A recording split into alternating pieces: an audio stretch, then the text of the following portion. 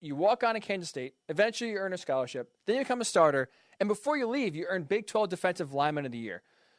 I'm kind of curious, like, what was that journey like, kind of just grinding through and getting eventually to your point where you say you reached the pinnacle? I mean, you reached the pinnacle, if you will, at Kansas State, kind of going from the bottom as a walk-on, and then eventually leaving there as recognized as the best defensive lineman in the conference. What was that journey been like for you?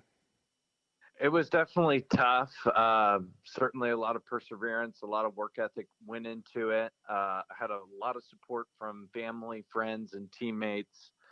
I credit a lot to my mentor, Coach Bill Snyder, who was very encouraging throughout my college football experience, and also my teammates who saw a lot of potential in me and encouraged me, and saw what I was about and saw that I really cared about the team and the team's success. And they believed in me and elevated my game and encouraged me to take football as far as you can. So you talk about the words perseverance, and that's exactly what your story was, especially at Kansas State. But I'm curious because now, as you've seen, the college landscape is changing, right? Eventually, sooner rather than later, the one-time college or the one-time transfer portal use is going to be into effect, where basically anyone can transfer for free one time without sitting out a year. So now we're seeing a lot of players more and more often now as the years go on, utilizing the transfer portal, kind of going somewhere else, whether they're buried on the depth chart, don't like the coach, don't like the scheme. For whatever reason, there's plenty of reasons to leave, but we're seeing that portal be used more and more. Do you feel like that's not an easy way out? Because, again, some players leave for all different reasons. Some are valid and justified, but for someone who kind of stuck around and did it the hard way, earned a scholarship, earned starting time, earned Defensive Player of the Year, do you kind of see, like, the transfer portal is an easy way out, and maybe some kids are avoiding adversity, or is it, beneficial to where, some situations where you got to kind of take care of yourself, whatever it takes you to the next level, if that means going somewhere else to start, that is the best way to do so. How do you kind of view the transfer portal and its increased use of late? Yeah, it's certainly interesting, but I think it varies on, what kind of position you play. Say you're a quarterback. Mm-hmm. I mean, quarterbacks, they got to play. They got to go to a school where they can play, where they can make an impact, where they can show what they can and cannot do, For a guy like me who was an outside linebacker or a pass rusher, we got two of those on the team. There's two spots available. Those are two ways to make an impact on game day.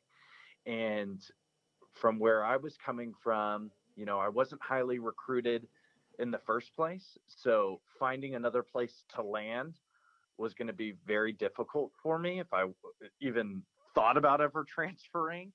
And I felt walking onto the program, the longer I'm here, the longer I can establish relationships, the longer I can prove myself to my coaches of what I'm capable of doing. I believe in myself that I'm going to gain their trust over time.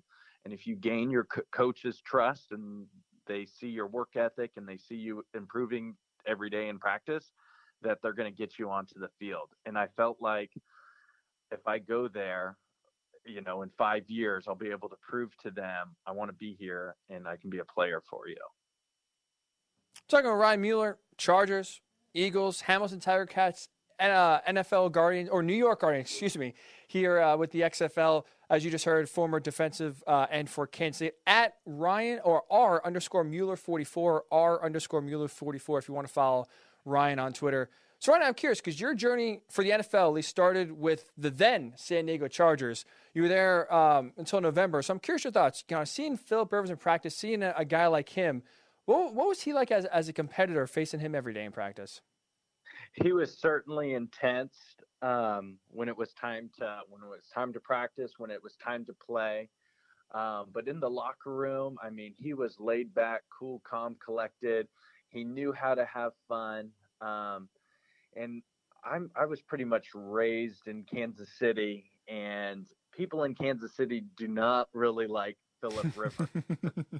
They are not a fan of Philip Rivers. And so when people in Kansas City found out I was going to San Diego, they were like, "You're going to have to tell me what Philip Rivers is like." And I was like, okay, I wanted to give him the benefit of the doubt. And once I found out I made the team, I was on the practice squad there. I ended up living with a family for a short stint just because practice squad is such a revolving door. You can be on the team 1 week and then on your mom's couch the next week. So it can be very cutthroat. So I ended up staying with a family who ironically was next door neighbors with Philip Rivers. And he would take me to work in the morning. Oh, wow. He had me, he was like, I want you to show up at my house at, 4 or 5 o'clock in the morning and we'll go to work. And I was like, okay, well, that's great. I got a free ride to work. And so I showed up at his house and, his gates opened up to his house. And there I am, standing with my backpack. And I'm thinking, okay, maybe he's coming out.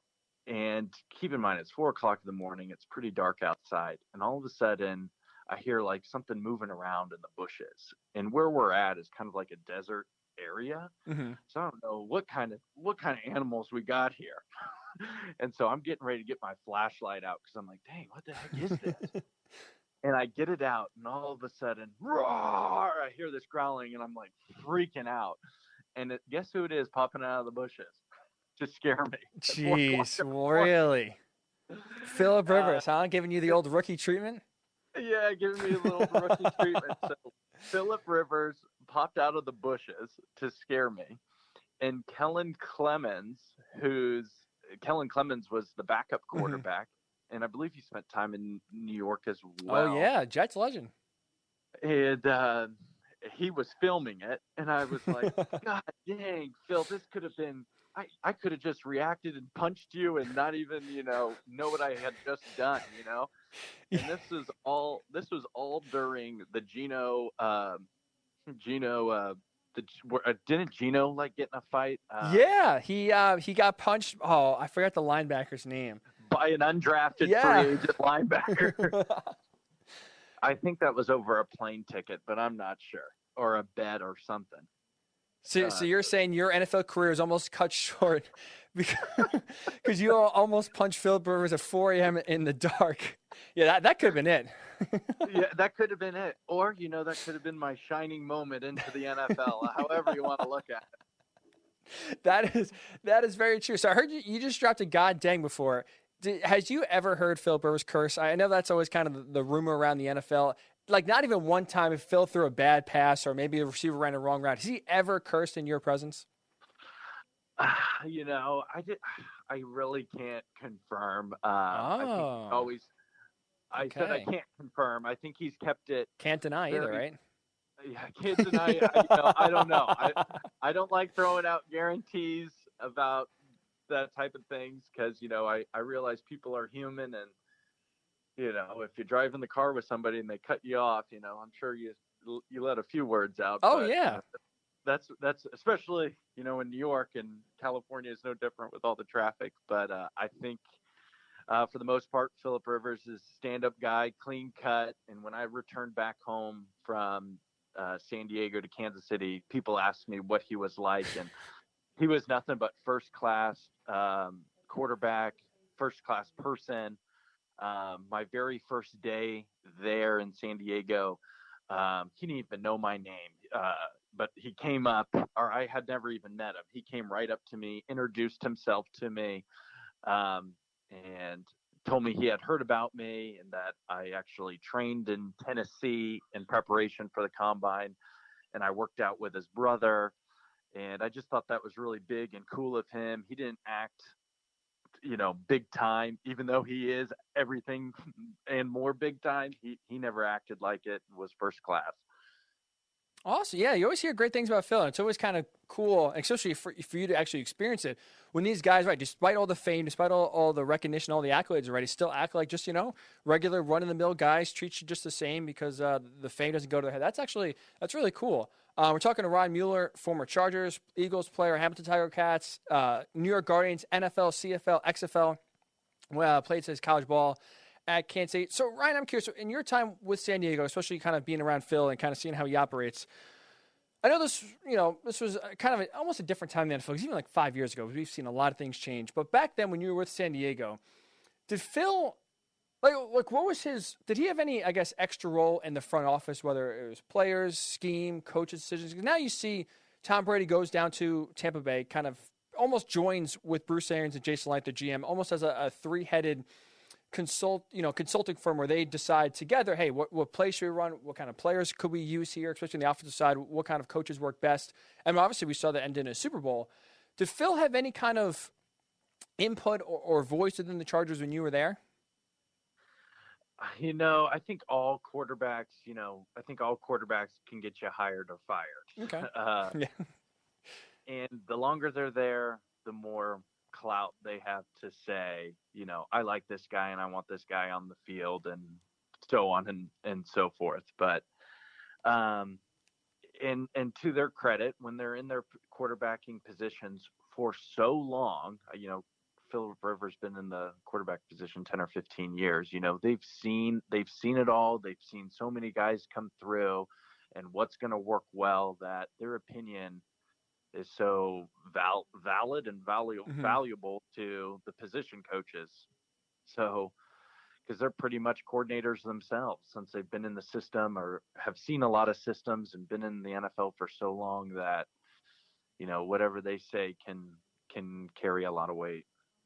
Cause I'm curious from your perspective, especially as a defensive player, right? Because now, like you just mentioned too, like the longer you're there, the more clout, like you said, the more influence you should have. We see guys like Aaron Rodgers, after they lose, kind of cast some doubt on his future, maybe to gain some more leverage or maybe some more power in the decision making there in Green Bay. Russell Wilson most recently kind of complained about his offensive line, but it kind of read through the lines. It felt like he was more complaining about his voice not being heard.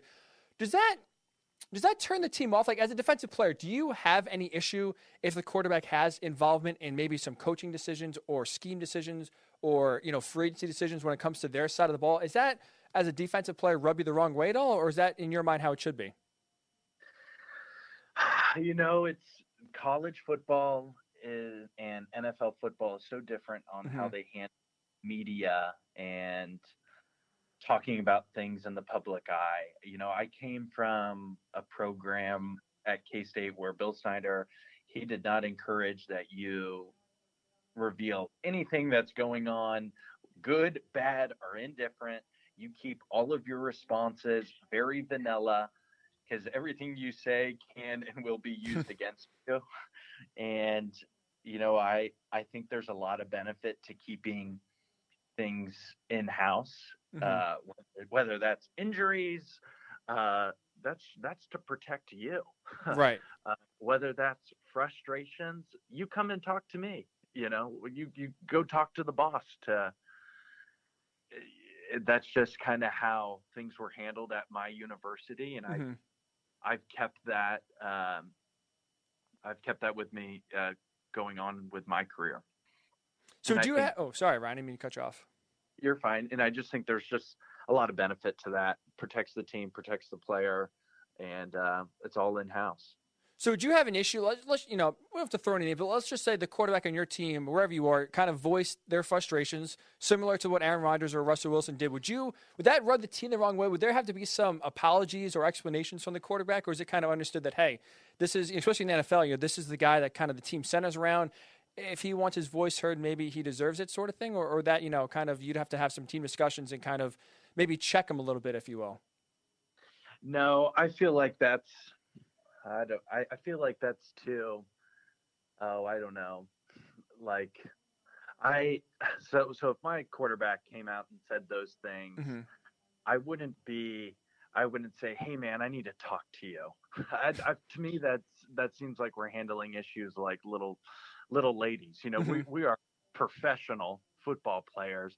If my quarterback is frustrated, I'm inspired by it. I'm motivated by it. And that's going to encourage me to perform better. I don't take that criticism personally. I take it as that he's a human being venting that I'm back here in the quarterback pocket and I got guys who are out here trying to kill me. I need help, man. And I need you to play better. I need you to elevate your game. And if you got to say that to the public, to put the pressure on me, that's great. I'm a competitor. I'm an athlete just like you, and I'm going to give you my absolute best. So to me, I would spin it as motivating.